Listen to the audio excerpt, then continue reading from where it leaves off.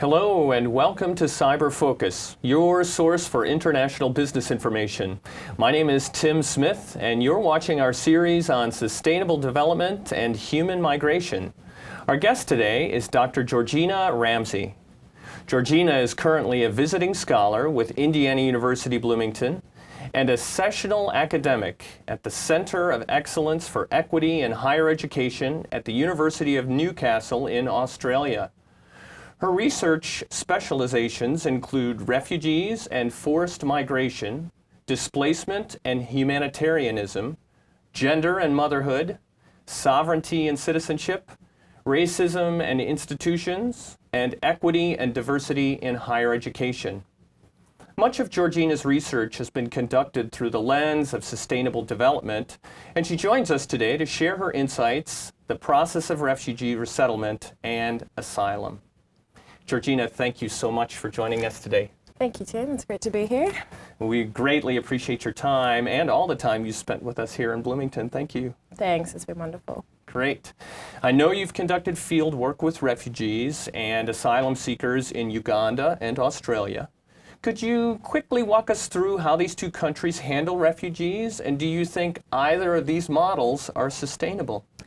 Sure. So I'm one of few researchers in the world who has conducted research with refugees across different contexts of asylum, so people who've been in protracted displacement and people who are resettled. And the two countries that I did my work in, Uganda and Australia, have very distinct policies of either asylum or resettlement. Okay. Just to begin with Uganda, Uganda has what the United Nations would call one of the most progressive or refugee-friendly asylum policies in the world, particularly considering other neighboring countries in Africa who have an entirely different model of asylum. So in Uganda, the asylum policy is based around freedom of movement. So refugees in Uganda, once they get recognized as a refugee under the UNHCR mandate, they have freedom to live where they choose, and they are also able to legally seek employment. So that makes quite a bit of difference to their lives, as opposed to people who are contained in a camp, which is how most asylum policies work. But there are contingencies to that, which I might talk about a little later. The Australian resettlement model is also quite unique. All resettlement policies are. So the US has a resettlement policy which is quite distinct when compared to Australia's. Australia's resettlement policy is also considered to be one of the most extensive programs of refugee support in the world. Okay. Refugees get intensive support for 12 months. They get longitudinal support for 5 years, and there's migrant-specific services for the rest of their lives.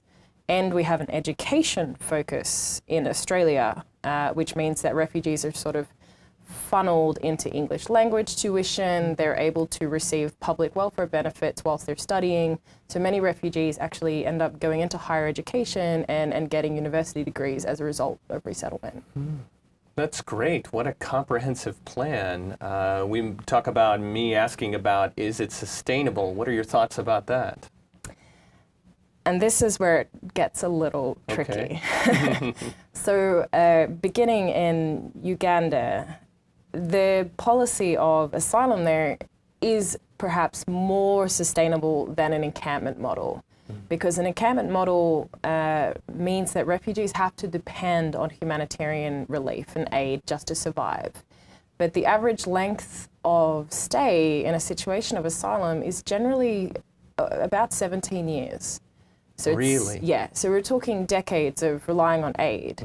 And not only that, you don't have the opportunity for education. Your children aren't going to necessarily get even a secondary education. So you create these generations of marginalization and inequality. But in Uganda, just because you give refugees rights legally doesn't mean that that's how it works in practice. So for the refugees I worked with, they could leave a settlement or a camp if they decided, if they told the government that they didn't need humanitarian aid. So there's a caveat on freedom of movement under the policy. You can't just decide you're going to go and live somewhere. You have to say, well, I'll do that independently. I'll become self-sufficient. But a lot of discrimination exists against refugees in Uganda. The people I worked with didn't speak the same language as Ugandan people. They didn't look the same. So they were often being exploited. Women, for example, were often engaging in things like survival sex just to live, still under this supposedly progressive policy. So in my eyes, even though it is more sustainable perhaps than an encampment model, it still creates these vectors of vulnerability. And the Australian resettlement system is interesting. I think it has a lot of potential to be sustainable. Especially since I've been doing some comparative work while being in the US. But a lot of refugees will become familiar with the English language. They'll get qualifications in areas that are needed, like aged care and childcare and things like that. But they're still facing a lot of discrimination when trying to enter the workforce.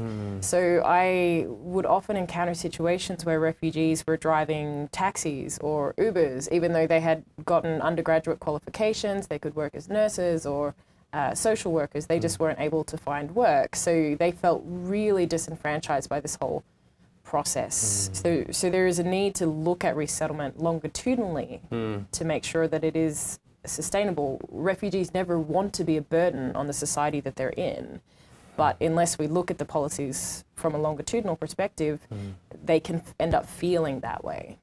Sure, thank you for sharing that very much. You've also published several articles discussing the resettlement of African refugee women. What are some of the unique challenges they face as women, and how have people responded to these challenges or not responded, as the case may be? Sure. So I did the majority of my fieldwork with women as an anthropologist, I should actually say that. So as an anthropologist, I worked primarily with women in Australia after being resettled. And there is a really big cultural disjuncture between living in a collectivist African society to coming to Australia, where the emphasis is on economic productivity and individualization. So a lot of the women I worked with had a lot of aspirations to use the opportunity in Australia to get educated, to have a job, but they were struggling to balance that with their aspirations to also protect and expand their families. So they were wanting to have children, they were having children in Australia, but they were finding that rather than having the social supports they would normally have in Africa, they were suddenly isolated.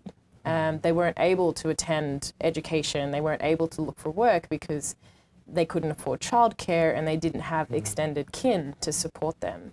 So even though all of the women that I worked with really wanted to be contributing members of Australian society, they weren't necessarily able to do that because their own cultural expectations weren't being met as well. So it was a very disenfranchising experience.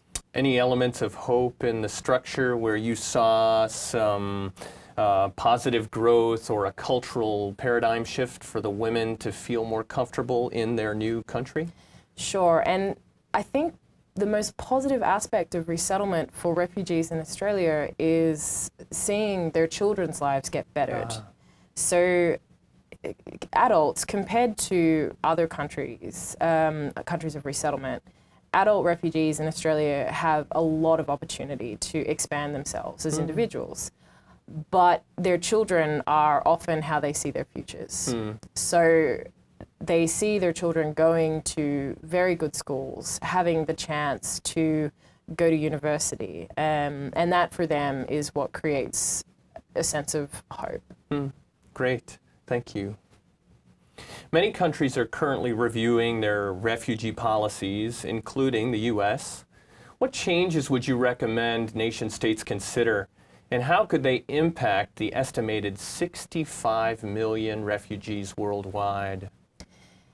Wow, what a question. So simple. Yes. So at the moment, there is a global scramble to work out what to do with this current situation that we're in. And there's some really interesting proposals being brought forward. And my future research is actually going to be engaging with those, trying to look at the political economy of displacement.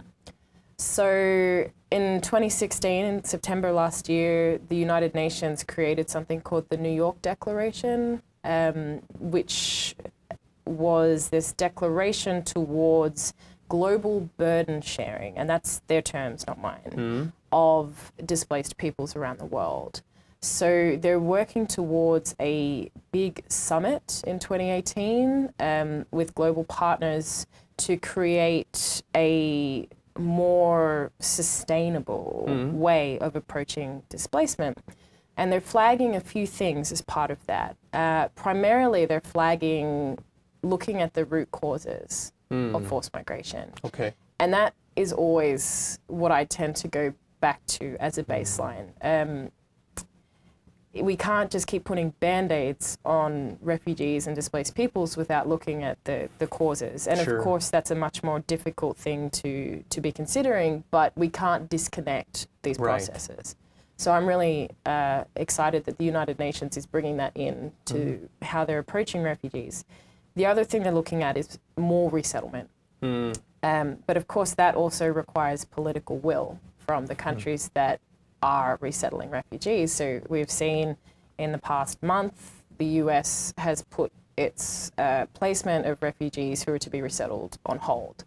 So in general, the United States has had the most refugee placements made available. So about 250,000 refugees get resettled every year out of 65 million people. So that's tiny. The US was about 100,000 of those placements. So that in itself has just thrown this whole system into jeopardy. So there needs to be more work on creating resettlement systems that are sustainable and safe and backed by political will and protected, so that we can make that a sustainable way to deal with displacement and not put the burden on countries like Lebanon and Jordan and Uganda to manage displaced peoples. Well, I hope they'll open their hearts and their minds as they discuss solutions to this ongoing issue affecting so many lives. Georgina, thank you so much for joining us today, and thank you for joining us here in Bloomington. I wish you safe travels and hope to see you again soon. Cheers, thank you. Thank you very much. That's all the time we have today for Cyber Focus. Thank you for tuning in. If you have any comments or suggestions for future topics, please let us know at CIBER, that's CIBER, @indiana.edu.